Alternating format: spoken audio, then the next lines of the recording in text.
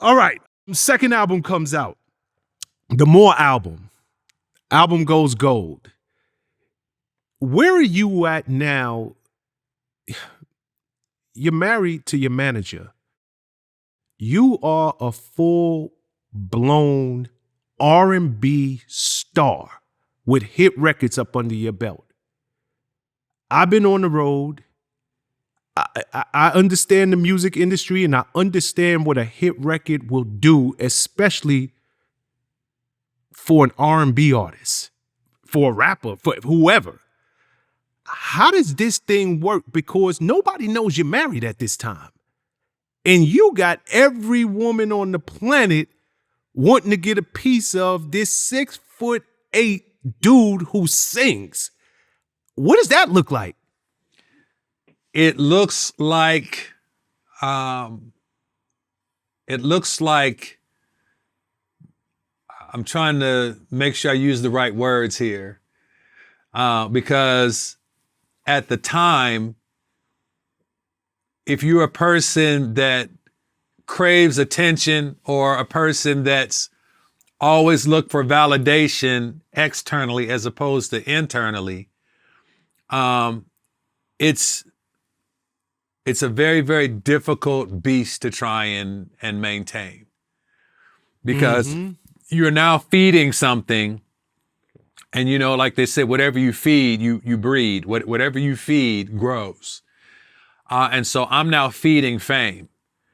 So I'm married, but I'm hiding it.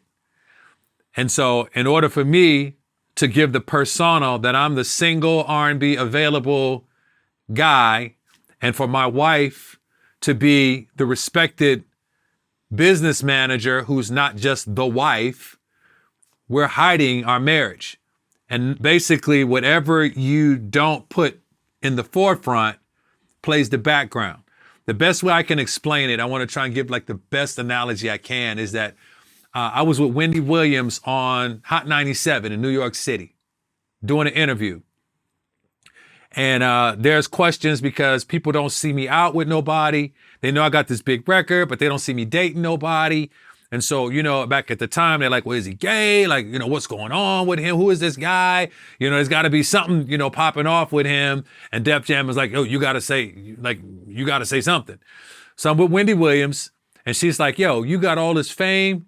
You got big records, all this money and everything. There's got to be somebody in your life that you're sharing it with. And I said to Wendy, I'm married to my music.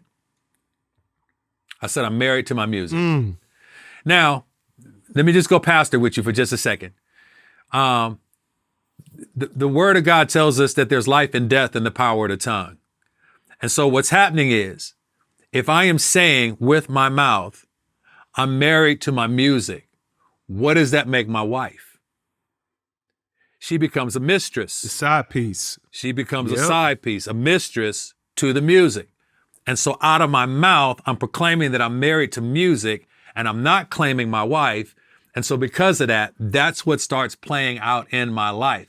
And because I'm not just an R&B guy, because I'm a hip hop guy, I can tour with Snoop and E40 and Short Dog. Like, I'm out on these tours with some of the biggest hip hop people on the planet, as well as big R&B tours. I can walk back and forth that line, and then my record crosses over and goes pop. And so now I can go on a pop show because of the big pop station that picked up my record, Kiss FM in LA or whatever.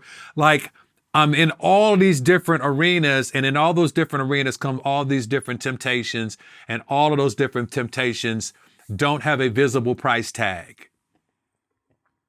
They don't have a visible price tag.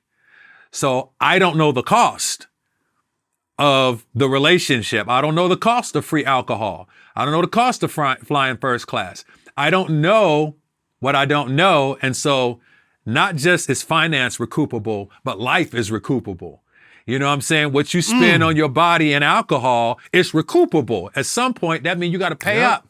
And so every alcohol, every faulty relationship, every bad financial decision, every dark place that I went and did, all of that is recoupable Man, I hope somebody gets Woo. this.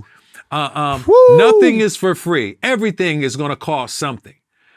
Even salvation that's free, it costs you your life because everything is recoupable. And so in the process, I put my marriage on the altar of the recording industry and sacrificed it for fame and for wealth and for notoriety and for counterfeit relationship.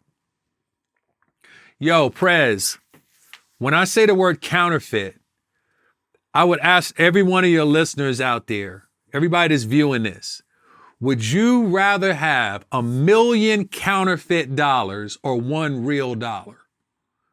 Now think about that before you answer. See, because counterfeit money will spend. Yes, it will. Right? Counterfeit money will spend.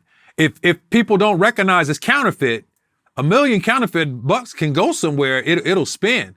But there's still going to come a time where that what you are spending is going to become recoupable. And when it's found out that that money is not real, that those flights are not real, that fame is not real, that wardrobe to the Soul Train is not real, the house that you film Cribs in is not real, that none of that thing is real, then you realize you have built a real life in an unreal world, and everything that you have charged to your name and to your fame and to your accolades, somebody wants the payback of that. And they will take it from the finance, or they will take it from your flesh. They'll take it from your finance. They will take it from whatever, because it's recoupable. It's the deal you agreed to. And so I'm not a conspiracy theorist or Illuminati. I don't know all that deals with I don't know none of that. I know that I made deals with the record label, and those deals required me to recoup the stuff that I spent.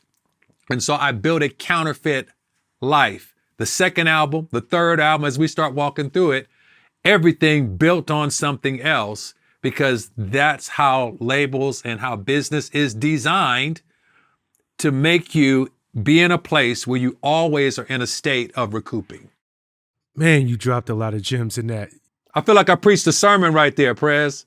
Yeah, you are. Yes, you are. Wow.